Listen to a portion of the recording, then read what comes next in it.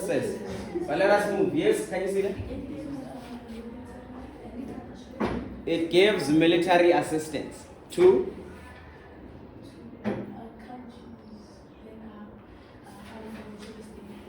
countries that are financially unstable.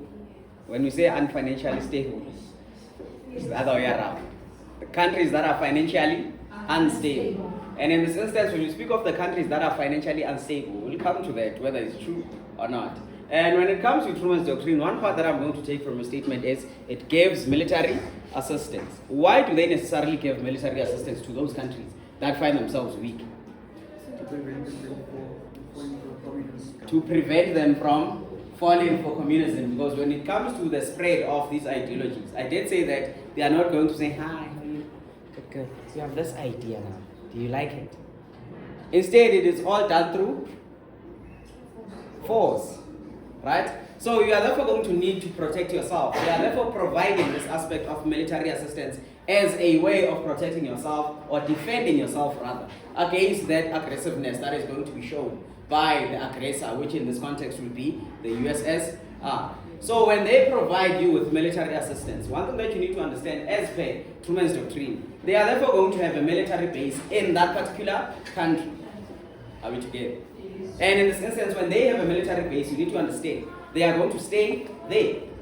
You are going to provide them with all the necessities of whatever it takes for them to live there, but they are going to provide you with a military base as per that which we refer to as Truman's doctrine. And then it also continues to talk about the Marshall Plan. And like it does say, it is all known as the European Recovery Plan. Like it did say, this one offers military assistance, and the Marshall Plan, it is going to offer the economic assistance. And when you speak of economic, you need to think of money. So it is monetary assistance to governments that are therefore, not just governments, societies or countries that are therefore finding themselves economically ailing, which means economically weak countries are therefore going to be provided with this particular plan in terms of seeing to it that they help them to recover from whatever problem they may be facing economically.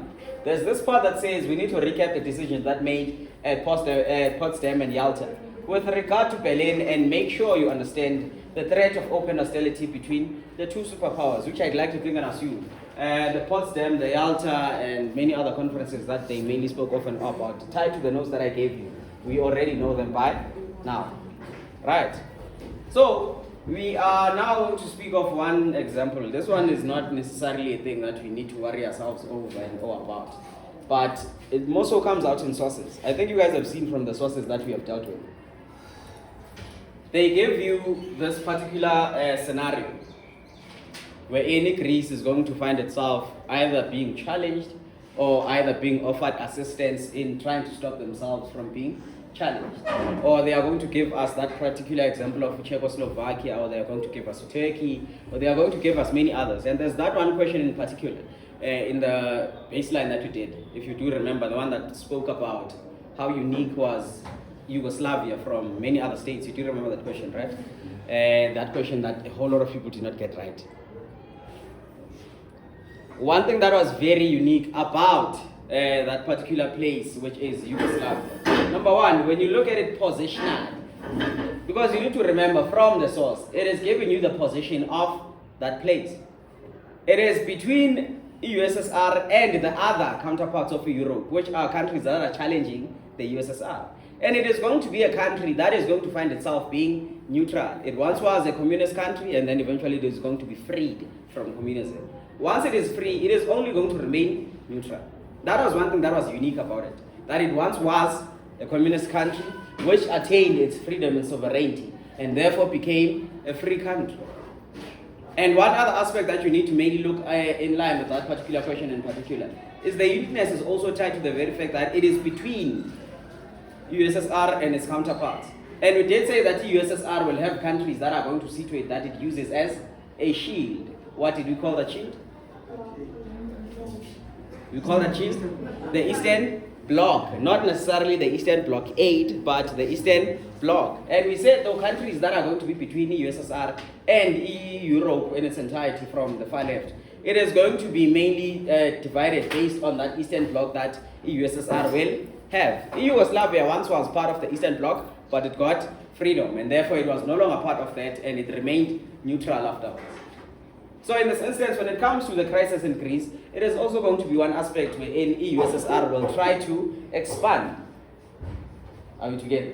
And then here it tells us that Truman in 1947 announced that the USA would assist Greece against the communist aggressors.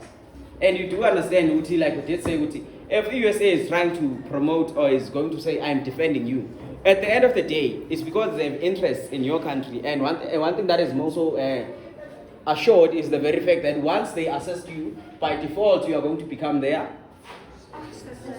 satellite state. And in this instance, it's within then we speak of Greece being given the Truman's Doctrine, the assistance in the form of Truman's Doctrine, and then eventually what we refer to as the Marshall Plan.